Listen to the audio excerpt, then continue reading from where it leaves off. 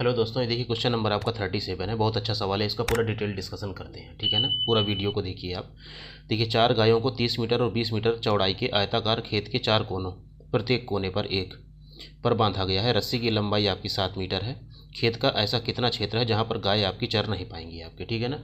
तो पहले आप आयत के बारे में जान लीजिए, रेक्टेंगल के बारे में, कि इसकी लंबाई आपकी 30 दी हुई है आपकी। तो आयत की जो आमने सामने की भुजाएं होती हैं वो बराबर होती हैं। अगर ये 30 है आपका, तो बड़ी वाली भुजा आपकी लंबाई होगी, ये 30 है तो ये 30 होगा आपका। ये आपकी चौड़ाई होती है, ये 20 हो गया तो ये 20 हो गया आपका। और आयत की एक खासियत ये होती है कि आयत में जो आपके ये जो एंगल होते हैं चारों आपके, ये आपके 90 डिग्री होते हैं, ठीक है ना। ये सब आपके 90 डिग्री, 90, 90, 90 और ये भी आपका 90 डिग्री है, ठीक है।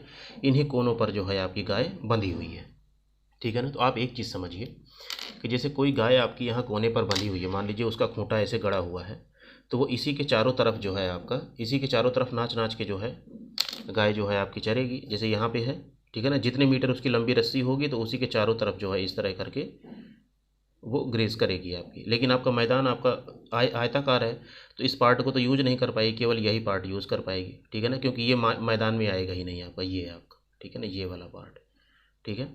तो ये एक आप देखिए 90 डिग्री का एक चाप बन गया, ठीक है ना। और इसकी त्रिज्या क्या होगी, जितनी आपकी रस्सी की लंबाई होगी आपकी, ठीक है ना। तो ये 7 मीटर और 7 मीटर आपका। ऐसे ही आपका सेम कंडीशन आपकी बाकी जो तीनों जगह हैं वहाँ पर होगी, ठीक है ना। तो देखो यहाँ पे होगी तो यहाँ पे ऐसे एक आर्क बन जाएगा, ठीक है ना। यहाँ पे एक गाय बंधी होगी तो उसका आर्क ऐसे बन जाएगा, यहाँ पे एक होगी तो यहाँ पे उसका आर्क बन जाएगा। अब आपसे पूछा है कि किस पार्ट को वो नहीं चर पाएंगे आपका, तो जो खाली बचा आपका, जैसे ये पार्ट, ये, ठीक है ना, ये जो खाली बचा पार्ट है आपका, इसको वो नहीं चर पाएंगे। ये जो पूरा पार्ट है इसको नहीं चर पाएंगे। इसी का क्षेत्रफल आपको बताना है। तो इसके लिए आप क्या करोगे, पहले आप पूरे आयत का क्षेत्रफल निकालोगे, ठीक है ना। और फिर ये चारों जो आपके चाप बने हैं आर्क, इनका क्षेत्रफल निकाल के माइनस कर दोगे तो आपका आंसर आ जाएगा, ठीक है ना। तो देखो आयत का जो क्षेत्रफल होता है वो होता है लंबाई गुणे में चौड़ाई आपका।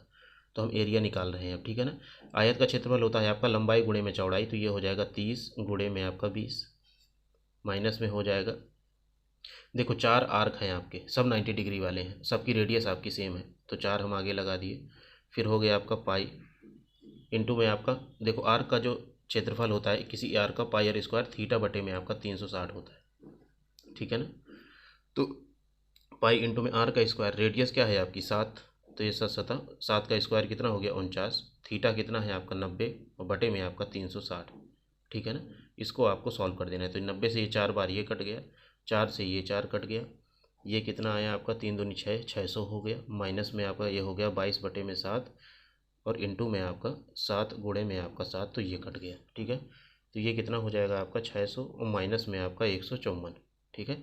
इसको आप सॉल्व करिए, तो इसका आप सॉल्व करेंगे तो आंसर जो आएगा आपका 446 जो है। और यूनिट देख लीजिए किस में है आपका, मीटर में, तो मीटर स्क्वायर आपका इतना क्षेत्रफल होगा जिसको वो चर नहीं पाएंगे, ठीक है ना। तो अब इस क्वेश्चन को देखो मुझे समझाना है, इसीलिए इतना बड़ा वीडियो बन गया, लेकिन आप चाहें तो इसको डायरेक्ट भी आप सॉल्व कर सकते हैं।